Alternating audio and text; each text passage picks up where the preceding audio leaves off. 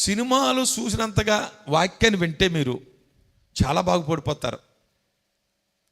ముసలమ్మ ముచ్చట్లు చెప్పుకున్నంతగా దేవుని వాక్యం మీద దృష్టి కేంద్రీకరిస్తే మీరు చాలా బాగుపడతారు.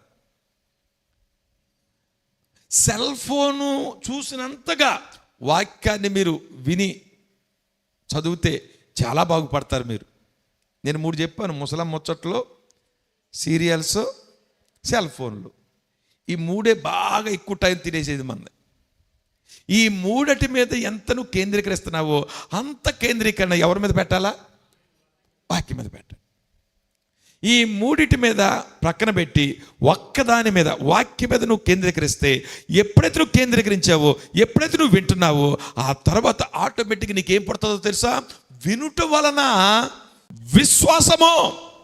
నువ్వు విన్నావనుకో, నీకేమొస్తుంది? విశ్వాసం.